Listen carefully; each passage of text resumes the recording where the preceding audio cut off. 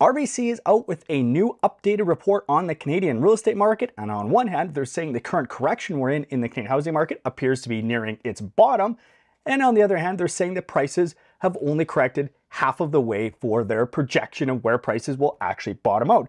So which one is it, RBC? Hey everybody, welcome back to Bald Prairie Real Estate. My name is Matthew Pfeifer, I'm a real estate agent in Regina, and that is my trusted assistant, Matilda.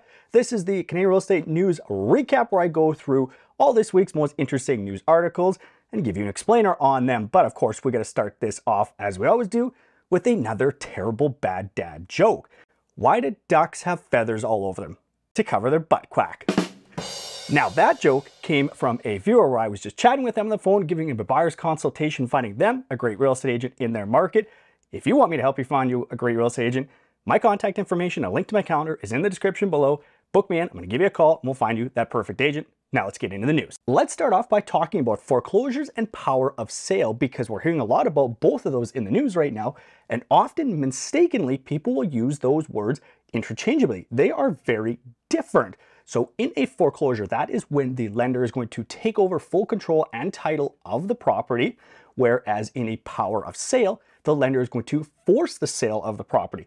In a foreclosure, typically that process takes about a year in Canada, whereas power of sale, generally closer to 6 months, so much quicker process. But the key difference is what happens with the funds. In a foreclosure, the lender is going to pay out all the creditors and all the legal fees, etc., and then keep all the profits. In a power of sale, once all the mortgage has been paid out and all the legal fees, everything else, any profits left over are actually given to the previous owner. So that makes a big difference for the person that was previously in the house, whether they get money or they don't. But in either case, these properties are typically not sold at steep discounts, contrary to what a lot of people expect. I've seen people in the comments saying, how do I find out about foreclosure so I get those great deals? They very rarely are sold at discounts for two very specific reasons. The first reason is if the property had an insured mortgage. So the person who owned the house previously had put down less than 20%, or the lender had went on the back end of things and insured the property.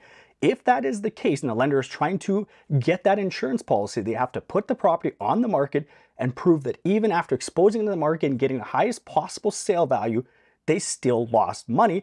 If they don't do that, the insurance company will not pay out those funds. So that's why the lender will put that on and try to get the highest possible sale value. And the second reason, whether it's a foreclosure and especially in a power of sale, is there is a duty to get the highest possible sale price, protecting those creditors and the profits for the previous owner. They can't just fire sale this. So while you often see in the United States, these properties are sold at extreme discounts, and that's the expectation in Canada, rarely are foreclosure or power of sale properties sold at extreme discounts. Next up, we've got the monthly rentals.ca rent report, and for the first time in a year, the year-over-year rent increase wasn't double digit, and in fact, 3 months in a row for a total of 2%, the price of rent has actually been declining. Now, don't jump up and down and say, yes, rent is all of a sudden getting cheaper. This is more of a case of the cyclical nature, or seasonal nature, I should say, of the rental market, where typically December, January, February is when you see rent be the cheapest. That's when rent comes down a little bit, and then in spring it'll pick back up. But as well, there absolutely is the factor, simply people can't continue to afford these rent increases. We're getting to the point where people just cannot take those on anymore, and landlords simply cannot continue to raise rent prices. Now, of course, Vancouver and Toronto continue to be the most expensive places to rent in Canada. I'll link this report in the description below so you guys can dig through it. Honorable mention to my hometown, Regina, Saskatchewan, as being the second most affordable city in this report. You go through, typically the prairies are where you see some of the most affordable places to rent and most affordable places to buy a house in Canada. So if you wonder where the heck affordable housing went in Canada, it's in the prairies. Next up is basically breaking news here, because this just came out last night, although I had been hearing rumblings about this previously, but couldn't talk about it because there was no concrete details. That is, 2 real estate agents in Saskatoon arrested on multiple counts of mortgage fraud. One is charged with 17 counts of fraud over $5,000, and another is charged with 2 counts of fraud over $5,000. Now, I will do a follow-up, whether it's a separate video or talk about it in a weekly news recap here once I have more information I can share with you. But the quick details are that they were arrested, and I've been told that it is significantly more transactions than the 17 and 2. What they were doing appears to be either creating fraudulent or acquiring fraudulent documents, whether it was for themselves to acquire property or for buyer clients, theirs to acquire mortgages, and of course to purchase property. So when I have more information, I'll be talking about that. This is mortgage fraud. It happens in Canada. It should not happen. And those that are participating in this should be held accountable. As of right now, the Saskatchewan Real Estate Commission has stripped both of these agents of their real estate license. They will let the criminal proceedings happen first before any supplemental disciplinary action comes from the Saskatchewan Real Estate Commission. Again, I'll do a follow-up on this when I have more. And now we come to this week's headline news article. It's RBC's report on the Canadian real estate market. And depending kind of which line you pick out of this report, it's going to give you a different headline you can use in the news article. So this is being reported in two very different ways in the news right now. On one hand, RBC says we appear to be near the bottom of this Canadian housing market correction. And on the other hand, you'll see in the news that prices have only corrected half the way, RBC says. So two very different headlines from the exact same report. And really comes down because it depends on how you look at this report and what sentence you choose to pick as your headline. So RBC had forecast that prices would decline peak to trough 15% nationally, but they're basing their pricing on the Real Property Solutions RPS benchmark price. They didn't use the Canadian Real Estate Association's benchmark price, and they didn't use MLS average or median sale prices. And according to the RPS benchmark price, house prices in Canada have only dropped 7.5%. Right off the bat, that should kind of perk your ears up because that doesn't sound right. If I had put out a video that said prices only declined 7.5%, there would be a lot of interesting discussion in the comment section about how I wasn't telling the truth. Prices have declined significantly more, and they have.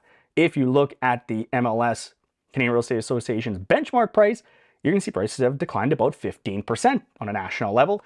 If you just take average price or median price, you're going to get about a 17.5% decline in Canada. So when RPS only shows a 7.5%, that seems a little bit behind the times. It's interesting because in this article, they specifically talk about the HPI and the average price being far more volatile. Average price, yes, absolutely is more volatile, but the Canadian Real Estate Association's benchmark price is a much more accurate picture of what's going on in the housing market. That's why it's used and was created in the first place. So there is some truth to this article kind of both ways, but it's really, I just think, presented poorly in the news. RBC forecast that prices would decline here in the spring market. If you look at my most recent Canadian housing market update, that's what we've been seeing. The pace of price declines have been slowing down. Now we're seeing Canadian housing markets start picking back up in price. So if the prediction that spring was when the price are going to bottom out turns out to be true, we're seeing that right now. And their forecast that prices would decline 15%. Well, depending which price benchmark you want to use, you are going to get that 15% decline. So we've already had that. They're just the one bank that seems to want to use RPS, Real Property Solutions, benchmark price, whereas most others will use Canadian Real Estate Association's HPI or average/median price. So really interesting that they chose to use that. Let me know in the comments below. What do you guys think of them using RPS? And have we hit pricing bottom yet? Or is there still more to go? Let me know in the comments below. And speaking of my monthly Canadian housing market update, well, that video is right there. So if you haven't watched it, check that one out already. If you love learning about Canadian real estate, give this video a like if you thought it was a good video. Subscribe to Bald Prairie Real Estate. That button is down there if you haven't done so already. Please leave me comments below. I love chatting with you guys in the comment section. And as always, thanks very much for watching.